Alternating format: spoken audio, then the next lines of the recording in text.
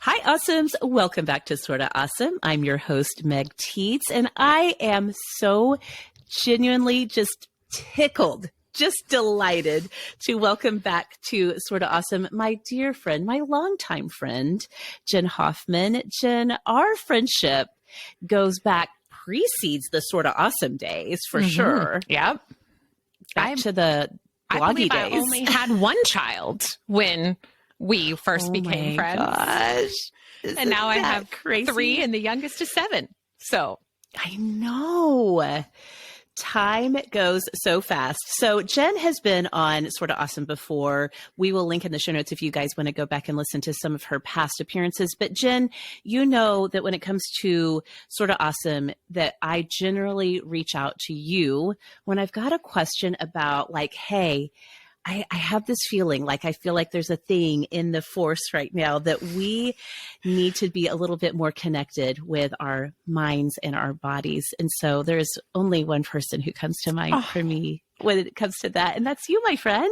thank you so much. That means more to me than I could ever say. Thank you so much for that. It's all true. Absolutely love anytime we're talking about anything. So it is my pleasure to be here always.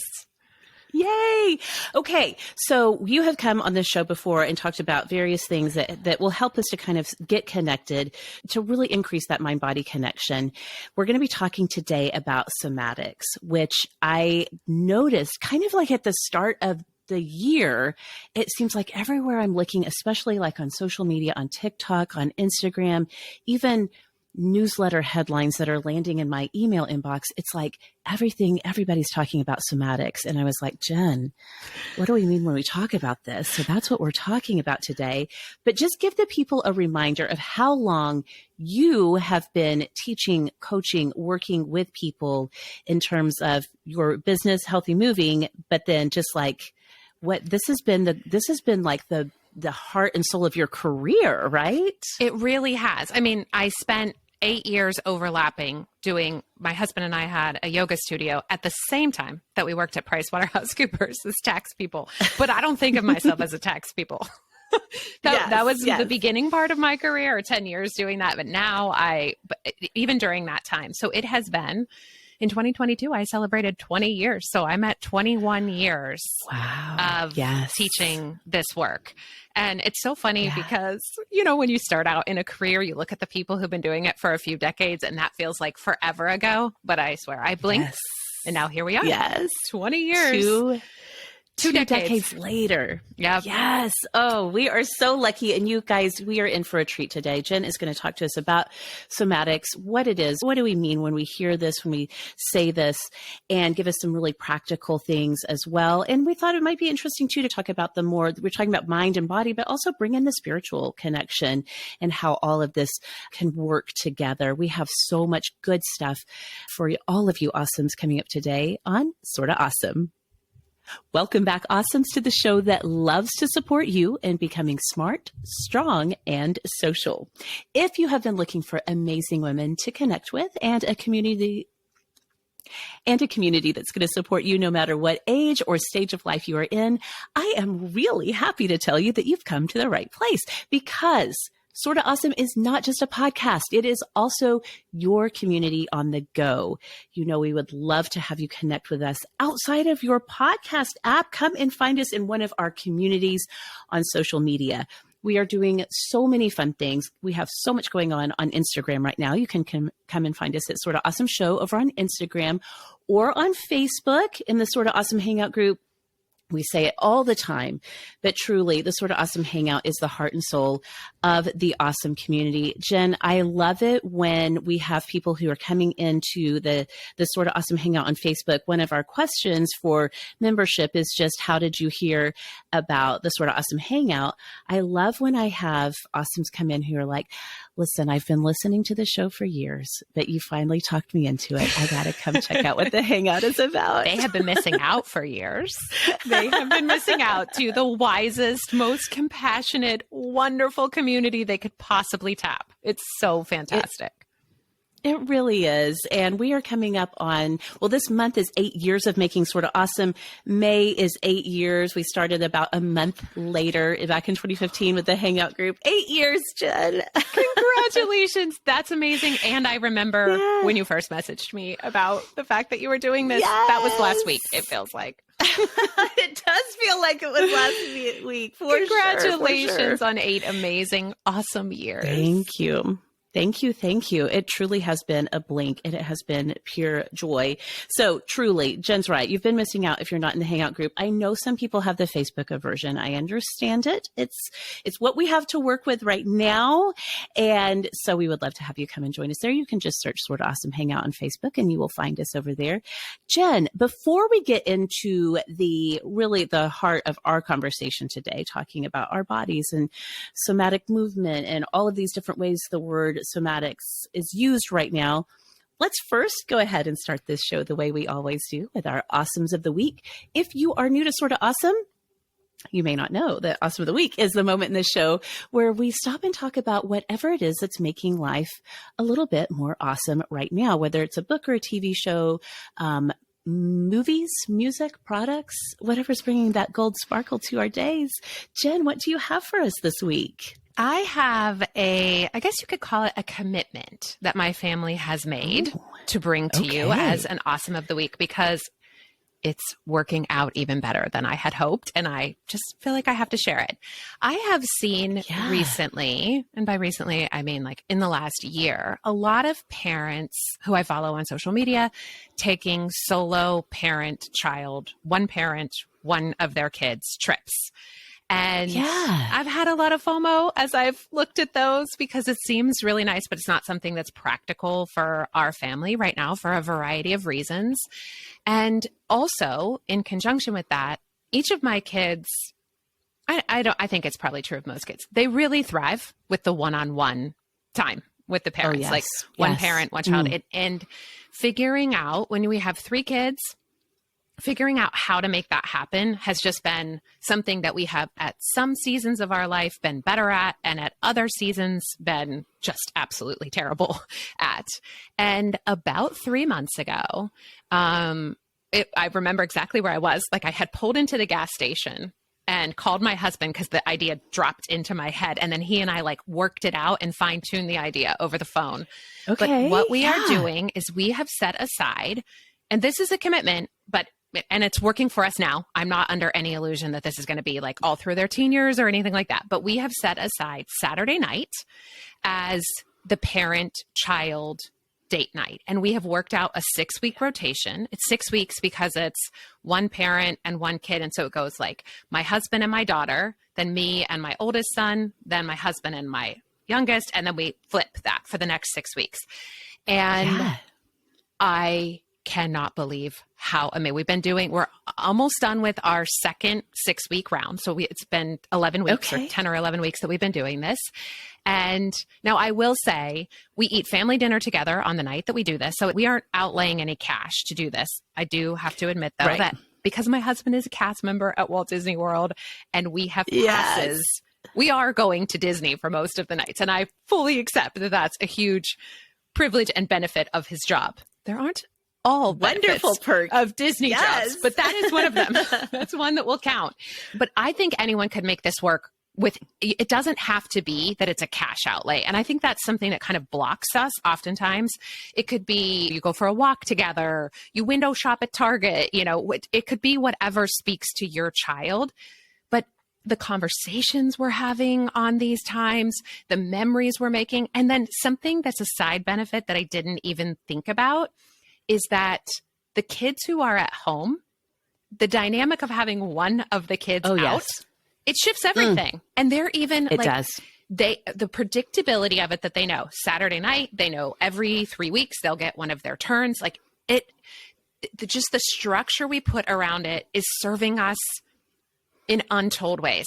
And I'm so grateful for it. I feel like it's magical and I don't know how long it's going to last, but I'm so, so incredibly thankful for it.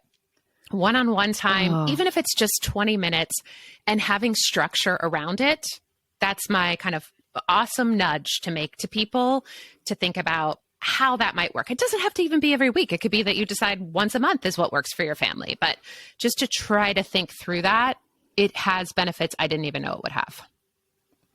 That is so magical and truly such a simple way to get that one-on-one time in. Last night, Daisy had a performance and it was like a dinner and live music orchestra performance. And I had gotten 2 tickets and it didn't work out that Kyle was going to be able to go. And so I just asked the kids, anyone, one of you my dinner date for the night? And JK, one of our twins, was like, I'll go. And I was like thinking last night as he and I were there and eating dinner together and just talking, like how rare it is for us to just spend those one-on-one moments together with 5 kids. You can imagine. It's hard to get that time in. But I love the idea of like organizing it in a way that is predictable for you. It's predictable for your husband, for the kids, and it's really intentional to get that one-on-one time in. Yes. And it doesn't have to be, I just want to emphasize, it doesn't have to be every week. It could be whatever works for your family. It could even be that you just go into a different room in your house and play a board game with them or whatever it is. But some kind of intentionality toward that one-on-one time and that predictability of it. Oh my gosh. Yeah. So amazing. Love it. So sweet. So good. Thank you for that idea, Jen. Tell me your awesome of the week. Well, Jen, I switched things up on you last minute. I told you that I was going to do one lip product, but I changed my mind. I'm going to do a different lip product. Okay. You know, you and I have some history conversations about lip products. You are my go-to guru for this. You push me and nudge me. So I want to hear it. What do you have? Yes. Okay. Well, first of all, I love that Jen is like, I brought this really beautiful and meaningful, intentional parenting practice. And I'm like, well, we need to talk about lips is what we need to talk about. We need both. We do need both. We do need both. Okay. I was going to tell you guys my new favorite red lipstick, which I am going to in the future. But I was like, no, we got to build the foundation. I need for everybody to understand the key to wearing a great red lip or a bold lip is before you even put the lip color on your lip, you need to have your lips in good shape.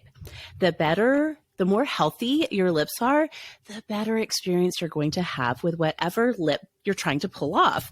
Laura Tremaine was just on the show talking about her favorite bold lip of the moment. I'm wearing a red that I just discovered that I'm obsessed with. But truly, Jen, the most important thing you can do before you even pick a bold lip to wear or any kind of new lip product, because I hear from people all the time that, you know, I get on a thing where I'm talking about lipstick and my hyperfixation passion for lipstick, a great lip. And people are like, but my lips are like so dry. My lips are so flaky. I feel like I put lipstick on and then it's flaking, it's wearing off. All of these things are having a really bad experience just with wearing lipstick in general. Mm-hmm. And so I have found a fantastic product for moisturizing your lips, especially coming out of winter. If you live in a cold or dry climate coming out of winter, you guys are going to love. So this is from Fenty Skin. Fenty, of course, being Rihanna's makeup line. They've expanded into skincare products. This is the Fenty Skin Plush Puddin'. I like the name. Plush Puddin'. Yes.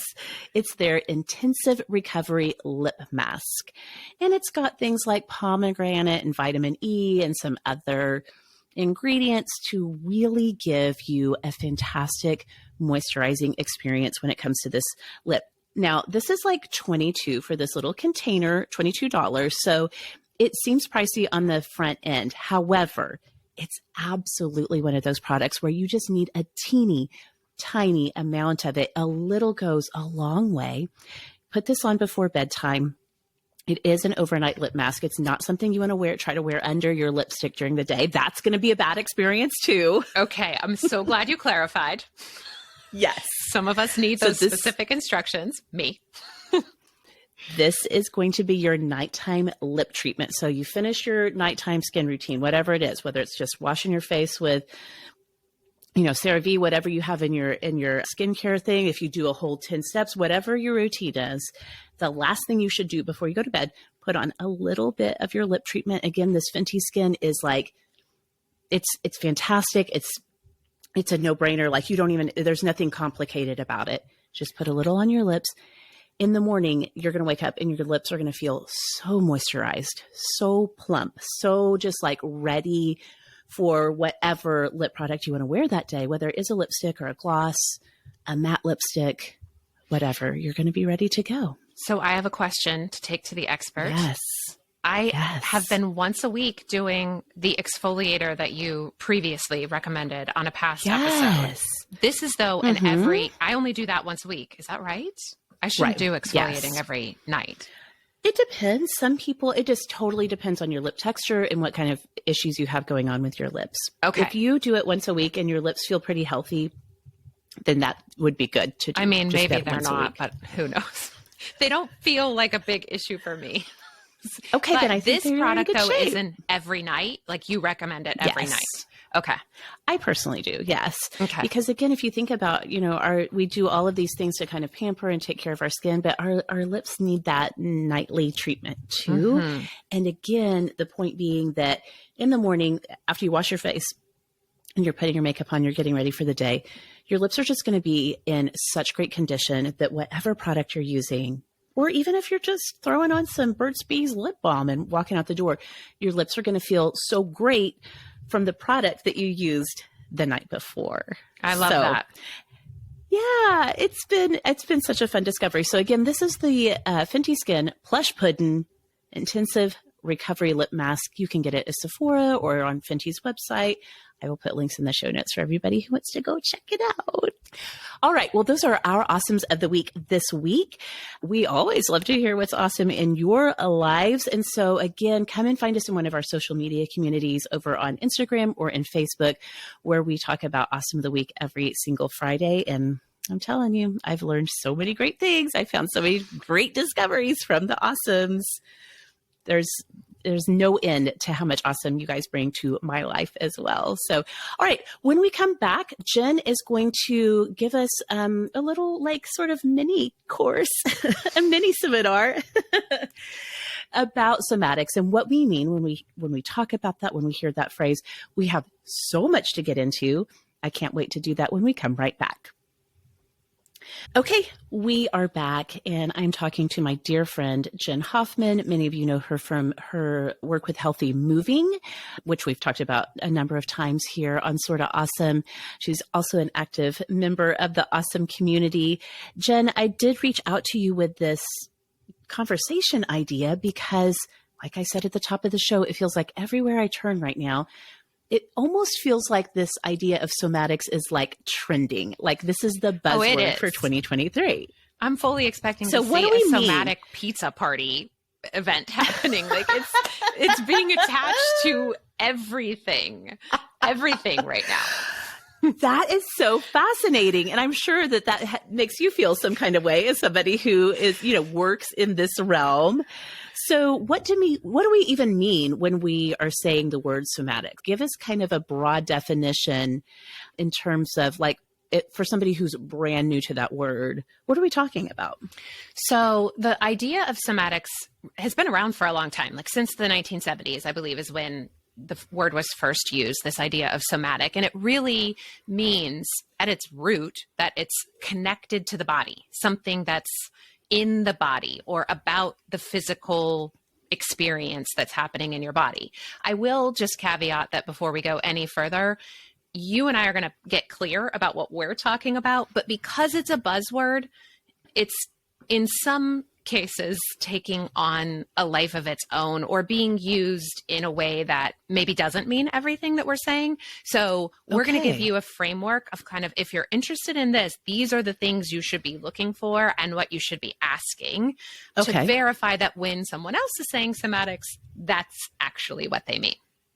So this idea, and it's the primary places where I think it's most relevant, somatic pizza parties, I'm not sure what exactly that would mean, but in the realm of either therapy, like with a therapist, a psychologist, in that psychotherapy realm, and in movement practices. And the reason I would say it falls into either of those is that while it is about what's happening with the body, it's somatic movement or somatic therapy is about really using what's happening in the body or cultivating an awareness of what's happening in the body to impact the mind-body connection. So both the mind and the body. And in somatic in therapy that would be somatic is therapy that goes beyond just talk to using things with the physical body. So like EMDR, where you're doing eye movement stuff, tapping. There's all kinds of therapists now who are doing wonderful mind-body practices as part of their therapy. And I think I've heard you talk about The Body Keeps the Score on Sorta Awesome. Have you guys talked about that book? Yes. We have, yes. It's really tapping into this idea that what's happening in the mind impacts the body, and what's happening in the body impacts the mind, and that connection needs more tending and nurturing than we have been given skills to do. So it's really about that. So speaking of skills, then you may go to, if you're seeing a counselor or a therapist, you may go in for a session and they may bring up this idea of, and they may teach you some kind of a practice that, or they may do, they may have a particular approach to therapy that involves some of this. And so that's kind of what it might look like you said, in the psychotherapy realm. Right. It might be, somebody that you're already seeing, or maybe you go in and see somebody new and they're like, kind of, let's try making this connection between what you're experiencing, like maybe on a mental health level. Let's bring it into the realm of how we can approach this, not just from the traditional, maybe like talk therapy, but also bring the body in on the conversation as well. Absolutely. And I would say that even in the movement world, what's often being centered in that conversation, and I think it's worth centering, but I think it's missing some of the biggest benefits. We can talk about that. But what's often being centered is that there can be a connection between your physical pain. So like back pain, hip pain, like the physical pain could be related to your mental and emotional experience. And that's often what's centered. What I think can be emphasized, and honestly, why I think that somatics might be having a moment right now is that, well, I think social media helps to get this out. There's something even more powerful than just using this for pain. And that is that there's something about the mind-body connection that a whole bunch of stuff has impacted us not having a strong mind-body connection, us being worried about how we look exclusively, like really focusing on external stuff. So much that's been taught to us about our bodies and whether they can be trusted, like all this stuff has really severed, and how much external input we have coming at us has really severed our ability to be embodied and in our bodies and feel what's happening in our bodies.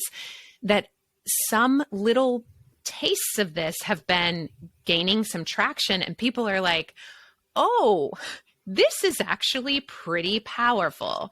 And to me, that's the biggest benefit of working and doing somatic work. I feel like I should say a little bit that not all movement is somatic movement, because somatic movement to me, and again, this is my definition. Somebody might use the term somatic and not mean this, but when you're calling movement somatic, to me, what that means is you need to be focused on the internal experience of the movement, prioritized over the external appearance of the movement. Does that make sense? Oh, wow. Yes. So instead of saying it has to look like this when you do a down dog, when I am focusing and trying to help people with somatics, then I am saying, so can you feel your hamstrings when you turn your pelvis this way? Can you feel your core when you move can you feel your shoulders when you do that? Like that, I'm trying to point people inward to the sensation instead of external to the appearance. Does that make sense? Yes. Oh, it makes so much sense. And as you're talking about that, I'm remembering back years ago when my twins, who are now 10, were babies, and I had a pretty traumatic birth experience with them and had a lot of inward things happening that we sat down like over Zoom or Skype or whatever it was we used Skype 10 years ago. Yeah, probably it was Skype. And you helped talk me through just some movements that you couldn't, like, I can't remember exactly what your approach was, but if someone were looking at me, they wouldn't even know like I was doing any work outwardly. It was an internal, like reconnecting with my core, my abdomen, and a lot of emotion came to the surface with that, of how disconnected I had been from that. And so I'm totally thinking of that as you're saying that when it comes to somatics, that is kind of more in line with what we're talking about, that it's maybe more of the inner experience. Is that kind of a way we could say it as well? It is. And it's really countercultural to so much of what's taught to us about the purpose of exercise, right? The purpose of exercise is to mold your body into something that is aesthetically pleasing to whoever has decided what is aesthetically pleasing. And something is lost, something really important. And to me, the biggest benefit is lost when we are focused on the external. And I know I hear it from my students all the time that they are constantly, like, we've been in my program focusing a lot on strength lately for the last 6 months because of this, kind of like how you use the word strong with your community, that it's far beyond just our muscles, but that what does it mean to feel strength coming from the inside out instead of just, I want my arms to be strong so that they look this particular way. And that when that's our focus, it severs exactly what we're trying to talk about here. It severs, it's you trying to make your body be something rather than you trying to hear what your body is.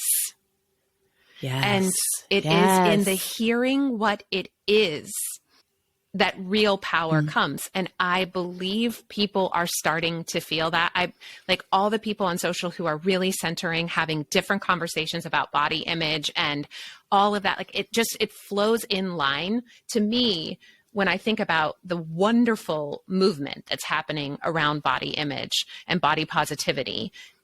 Somatics is like just a tool to help. So many women tell me, like, I want to love my body right now, but I can't. And the way to stop, and the reason they can't is because they're looking at their body, comparing their external body to what they believe it should be. Even if they want to reject that image, it's still in there. The way around that is to feel what your body is. And that encounter with what it is has the power to change how you see it. Externally and internally. And so I think it's part of that movement. And for that reason, I'm thrilled. Like, I want nothing more than for women to be able to connect with their bodies. I just want to know what happens in the world when more women feel that. I just want people to know exactly what it should be so that they don't think, well, somatics, I didn't feel it because the word was co-opted and not the right intention or training by whoever was offering it for how to get there. Does that make sense? It absolutely makes sense. And I do think that you brought up such a key part of why this concept is trending right now, because we're coming off of, I can think back, we were just talking about Sorta Awesome being 8 years old. I mean, I feel like it's been within the time that we've been making Sorta Awesome that these concepts of body acceptance, body positivity, body love, all of these things have really come to the surface, and it's so great. And yet it also leaves so many of us wondering, like, okay, I want to get there, but like, how? Because look, my body looks so different now than it used to. And I want to go back to what it used to look like, or it's never looked like this. And I've always wanted to look like this. And it just, how do I love this body that I'm in right now is a question that a lot of people are asking. And again, like you pointed out earlier, traditional, conventional approaches to exercise don't really give us those tools either, because so much of the conventional approach to exercise is to change your body, not Yep. to come into a place of being in your body right now. And that's even true with a lot of yoga. Like if you research somatics, people will say, well, yoga is a somatic practice, but not necessarily in the West. Like we've like, and I don't mean, and maybe I'm not speaking fully for Eastern either. It might be happening there as well, but so much of what's happened with yoga in the West is just about molding your body into some image of something. And it's really about this external shape or external. I think of all the celebrities who are like, you know, everyone looks at the celebrity and says, and they go, oh, yoga, Pilates, you know, they emphasize those things, but it's all for the external purpose. And when I am judging your experience in a pose by how it looks on the outside, I am severing your ability to have a somatic experience. There's no way to do that. I have to teach you. And it's harder. It takes more time on my part as the teacher. And you have to be willing, especially if you've been, as we are conditioned to be, really good at not feeling what's happening in your body. It will take time to cultivate the pathways in, but I can think of no better investment in your time and energy that has the power to not just shift your health and wellness. It does have that power, but it has an ability to help you in every area of your life. Remember what matters most to you and find the next right steps to living that out. And I want to be in a world where women have that power. I'm willing to invest in the confusion that we have at the beginning and the like, I don't understand. I'm not sure if I'm getting it. Just keep going. There are forces in our culture that try to prevent us from being able to feel and hear that and try to tell us what we should be looking like. And I want to try to quiet those and push up against that. Well, I think this is a good point to just stop, take a breath, let all of that sink in. As you're listening, maybe you want to hit that rewind button and go back. I'm sitting here like, I want to go back and listen to this again and again because this is so good. Let's take a quick break. And when we come back, Jen's going to talk about a little bit more what this looks like on a practical level.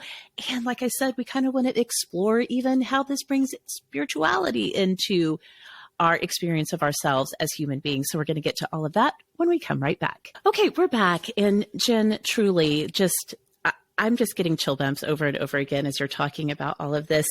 And we are diving so much deeper into this than I even thought when I first reached out to say, hey, what's the deal with somatics being everywhere right now?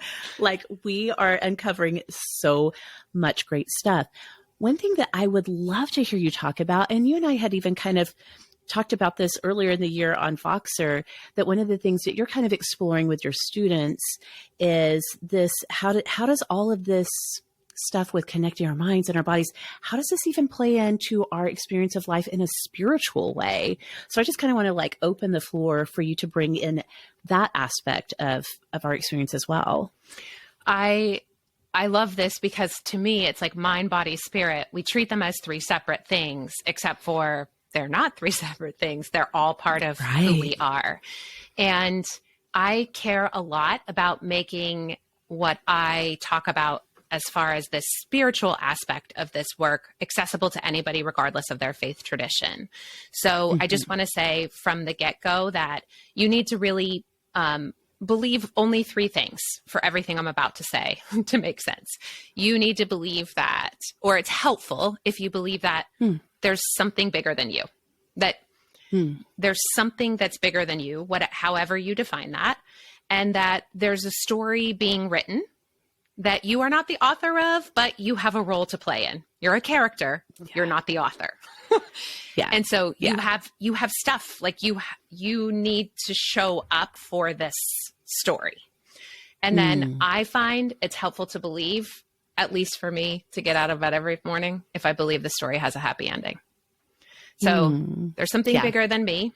There's a story being written. I'm not the author of it, but I have a role to play in it. And the story has a happy ending. If you can relate to those three things, then I think this next part of our conversation will be applicable to you. So awesome. When it comes to the body And the way I think our body connects to this mind and spiritual experience is that I believe that part of our spirituality is that we all have inherent worth. There's nothing you can do to be more worthy and nothing you can do to be less worthy. You are just inherently worthy. And yet we have a million opportunities every day to forget that worth. And I personally, I'm not saying that other people can't, but I personally have never been able to think my way into remembering that worth. It doesn't happen through my brain. My brain does the opposite. And so where I remember that inherent worth, which to me is like the foundation of spirituality, if I can't remember that inherent worth, I can't connect to that bigger than me thing. And so I find that remembering, I tell my students that every single time they show up for a self-care practice, they should remember, it should be an opportunity for them to remember their worth. I can't promise that your neck pain will be gone at the end of every time. I can't promise that you'll be stronger. What I can promise is that every single time you show up for self-care, where you're centering the somatic experience, you should remember you're worthy. You're inherently worthy. And then the second thing is that whole part of, we all have a role to play, is that to me, you're kind of coding for your role. For you to know even what your role is all about your values. And that's another word that we could do an entire episode on. What do people mean by that? I do values exploration work with my community every single week. I give them prompts to explore what their values are. When I say values, I mean the highest things that are the most important to you. And it's usually like one word things, not like big concepts, but just one word. So remembering what's most important helps you to know. And then the third thing is your next right steps. So this idea, I really wish that my intuition and my body delivered me 20-step plans, 10-year plans, but it's sure. Wouldn't that be nice? It's a dripping faucet far from a waterfall. It's like, all right, here's the next thing. Check back in with me after you finish that, and I'll give you the next one. It's just one little step. And to me, my intuition, and everybody can use a different word for this, intuition, knowing, gut instincts, the Holy Spirit, God, whatever it is, but that this idea of how you balance all the things that are important to you with life and figure out what your next right steps are. Again, I feel so much more connected to my worth and connected to my values when I get those answers from my body after a somatic experience than when I try to like rationalize. So this might happen if this, and this might happen. Like the whole analyzing through it mentally is just really yucky. My gosh. So to me, embodying. Jen, wait. That is so huge. Like that is so huge to think about that. Because I know myself, and I know I've heard so many of our awesomes talk about this. Like, I want to trust my intuition. How do I hear it? Where do I find it? How do I know that I'm listening to my intuition? Where do I go to find it? So many of us have been cut off from our intuition for a variety of both external and internal reasons, probably pretty early on in life. Yep. That you get to your midlife and you're like, who am I listening to? How do I know it's my intuition? To think that a somatic practice or a series of that focus, that bringing the mind and body back together can help us to know, like on an intuitive level, what the next right step is, how that aligns with our view of ourselves in light of a bigger universe that's operating around us. Like, Jen, that's so huge. And it's really important because so much of our suffering, even though we can't name it, so much of our suffering is because we're disconnected from those values. And we don't even know, like we can tell something's wrong. I'm not okay. But we don't know because no one taught us to like get real clear about what it is that is most important to us. Let me tell you just about one question that came in from a community member. She was like, I've been in my job for 13 years and I could keep going with it. It provides structure and consistency and all of this. But there's this other job, and I have two values because I teach them every week to really figure out what their values are. She said, I value learning and growing, but I also value consistency and schedule. And so I don't know whether I should apply for this job because it's two values in opposition to each other. Do I do I stay where I am because that feels comfortable and safe? And that is like, I like structure. That's clearly something that I value, but also I know I'm not going to keep growing here. If I want to grow, I have to go over there. And this balance of like that, figuring out why each of those things feels like a possible impulse that you might have is really important. And when we're not doing this work intentionally, what happens is that disconnection that we have from our values creates feelings, sadness, rage, resentment, all of those things. And then we react to the feelings. We live in reaction to the feelings that come from that disconnection. And we can't figure out how we never feel grounded or connect, like that sense of spirituality. For so many people I talk to, it always feels like longing. It never feels like connection because there's such lack of clarity. And that clarity, to me, in my experience, again, like I know I'm a person with a hammer, and so I'm in a hammer, but to me, somatic experience is just a way that makes that knowing accessible to people, that they have a sense, but they can't get there. And I want every woman to know her body has a pathway there. So I want to give you guys, incredible. I want to give everyone a chance to practice this. Can we do it? Can we let me tell you exactly how I would do this? Okay. The question you said about how do I know if it's my intuition? How do I, the problem we have is that if we haven't been communicating with our intuition and then we come at it like, hey, haven't heard from you in a while. Am I supposed to have another kid? Or should I take this job? Should we move? Like we ask this big, huge question and we haven't been in communication. So instead we got to dial back. Your connection with your intuition should be every day throughout the day. So what I'm going to do here is have you ask what in my community, I call this a next right step question.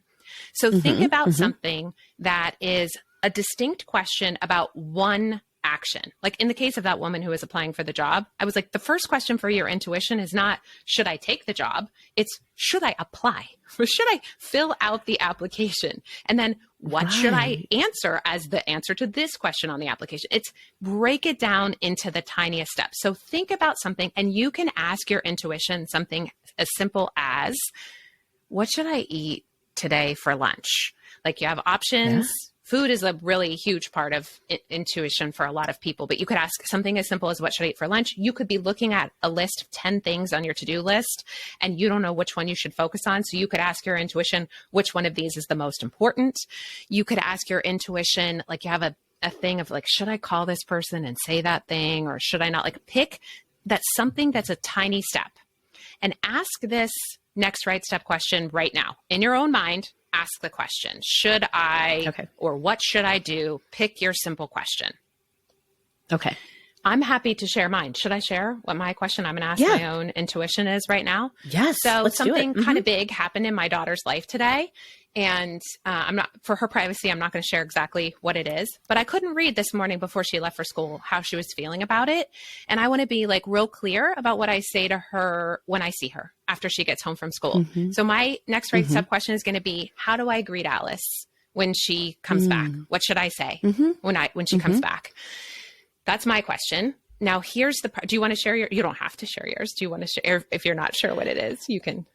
I do know what it is. It does have to do with one of my teenagers as well. And so let's just say it has to do with teenager social situation. And so you're going to ask, what should you do? Right? That's your question. Yes. What's the thing you should do? My response to it. So to make this as easy and as accessible as possible for everybody, I'm going to have you sitting, everybody sitting. So you're sitting. Try to come to the edge of your chair so that you're on your sit bones, like those two bony prominences. You're not rolled back.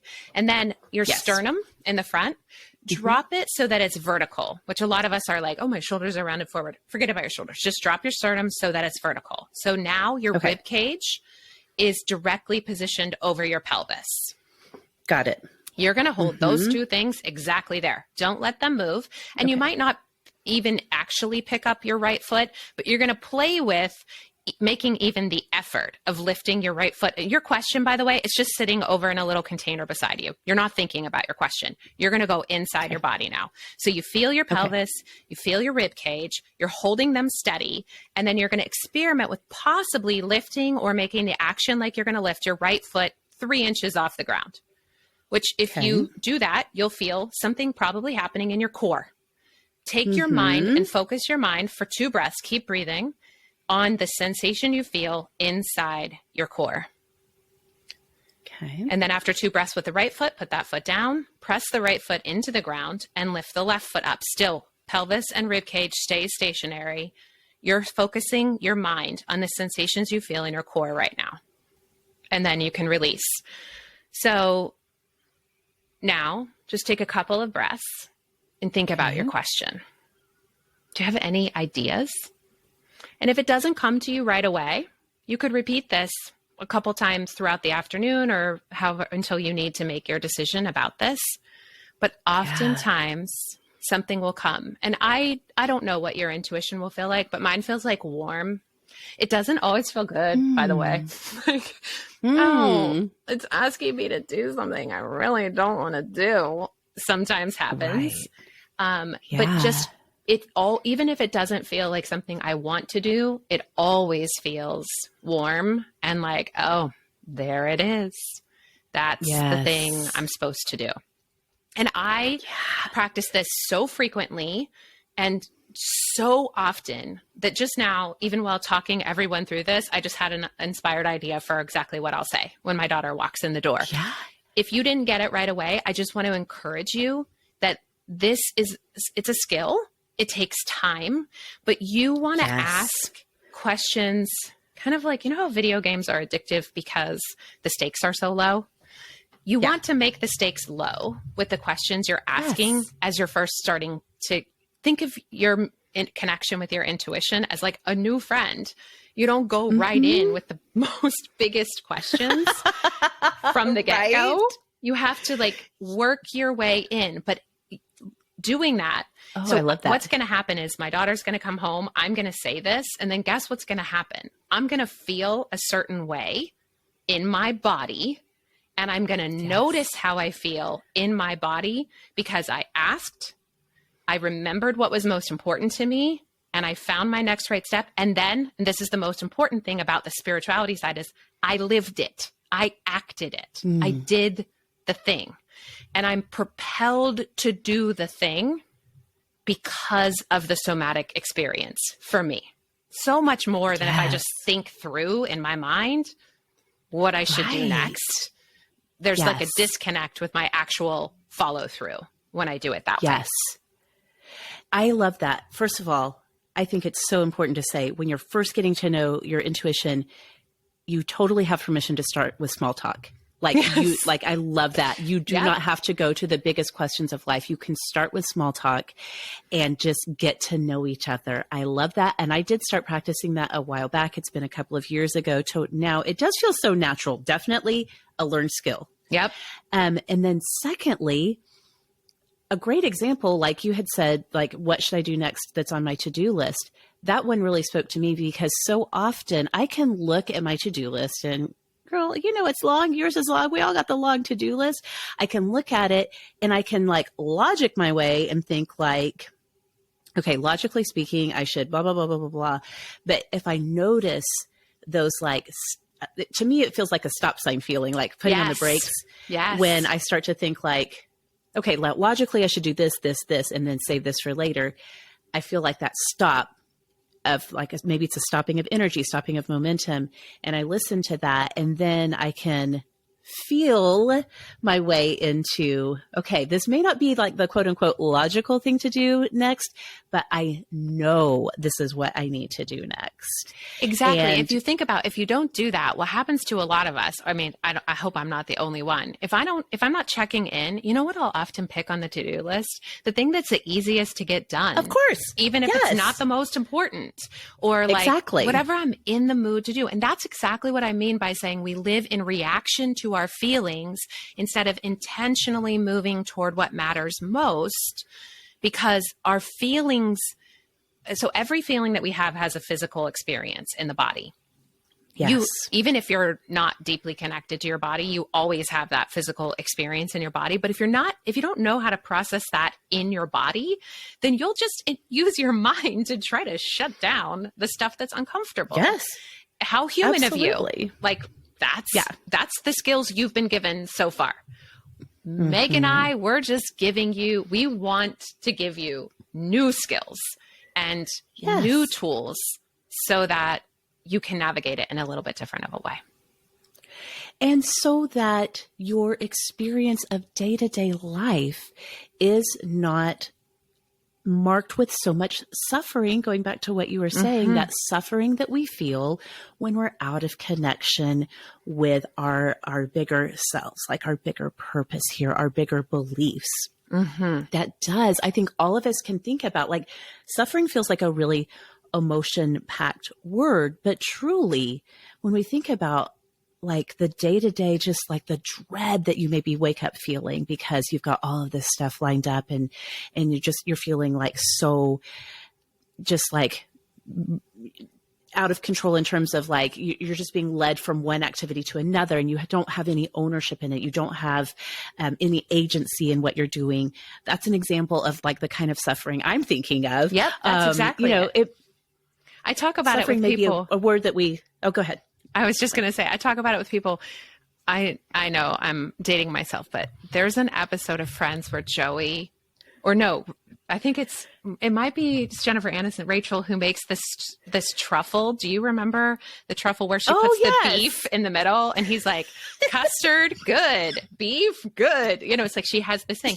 It's like we have suffering that is, we have a suffering truffle. And there is the stuff of life that like no amount of self-care, no amount of somatics. I tell people like the reason I'm not a nationally known, like super celebrity in the self-care world is because I'm like suffering.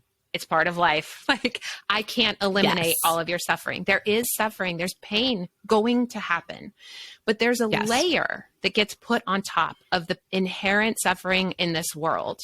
That is the suffering of you being disconnected from your worth, from your values, and from your intuition.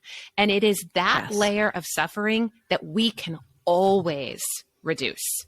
I can't promise that we'll be able to make the grief go away or the muscle pain go away every single time. I want to try. And I believe that over time, these practices help reduce that kind of suffering. But every single time, that top layer of suffering, life is hard enough. We don't have to add that suffering of disconnection with ourselves on top of it.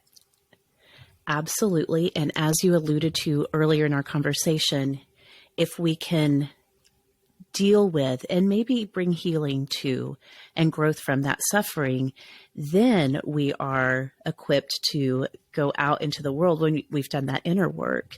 Yes. We are continuing that inner work. Then we are equipped and motivated and energized to go out into the world and bring about whatever we see around us that needs healing and attention as well. Absolutely. And it doesn't have to be big. I just want to encourage everyone that I believe every time you deal with your own internal suffering, even if you don't go and do something big outside, it creates a ripple.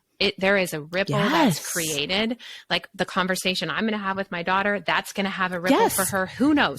And you don't have to know. All you have to do is show up for that internal thing, listen to your next right steps, and trust. That's all that's being asked of you. You know, I joke that I want my intuition to give me a 10-year plan, but I actually, thank God it doesn't. I probably would be so overwhelmed.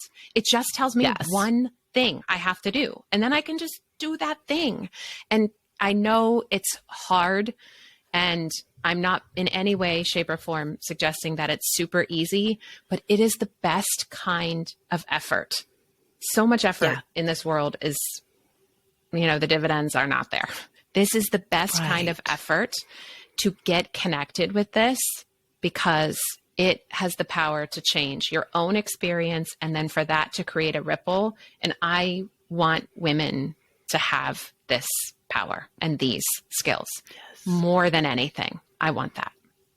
I do too. And you guys, Jen and I are both Enneagram 9s. And if anybody knows how hard from the body center, the ones who are most cut off from our bodies, truly, I mean, Jen, you've made a whole, you're such a beautiful example of a healthy 9, and you've made this, this is your life's work.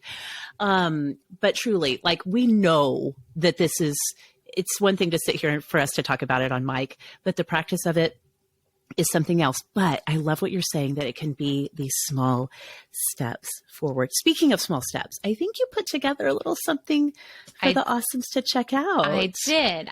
I wanted to give you, we did that little experience, but I want to give you a full class. So with my community, we recently did a somatic strength series. I can't remember exactly how many minutes, the one I picked, but they're all between 15 and 20 minutes. It's about building strength, but focusing on it from a somatic perspective and really focusing on that internal idea of strength. So I picked one of those classes. I put it on a page. I'll tell you the URL in just a moment. But what I want to make sure you know is that right above the video, step 1 is an audio that talks you through this next right step practice.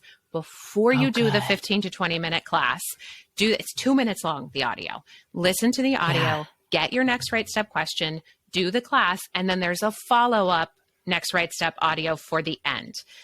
And brilliant. I would love to hear, Meg, they can send it to you in social. They can send it to me. I want to hear what happens for people as they try this. And I put it's at healthymoving.com/awesome. There's no sign up for anything. You can sign up for my emails while you're there. I send free classes to my email subscribers every week. You can sign up for my emails while you're there, but you don't have to sign up. I really want you to just try this, Awesomes.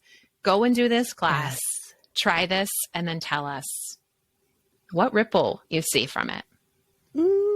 I love it. I love it. I love it. I love it. This is such an absolute genuine life changer. And that's a big phrase, but I mean it in the most sincere way. This is a life changer.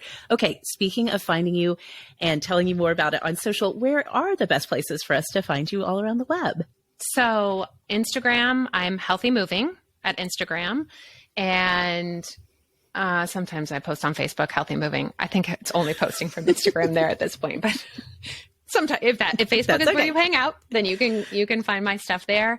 And my website is healthymoving.com. Okay. You can find me on social media sometimes at Sorta Awesome Meg. You can find Sorta Awesome the show by searching Sorta Awesome, whatever platform you are on. We would love to find you there. Jen, thank you so much. This is such a gift. My this absolute has been pleasure. So powerful. I'm not kidding. I can't wait to edit this because I get to go back and listen to it all again. This is going to be fantastic. But truly, this is so great. Thank you so much for your time, your energy, and bringing your wisdom to the Awesomes today. My pleasure. So great. Well, Awesomes, thanks so much for listening. We'll see y'all next time.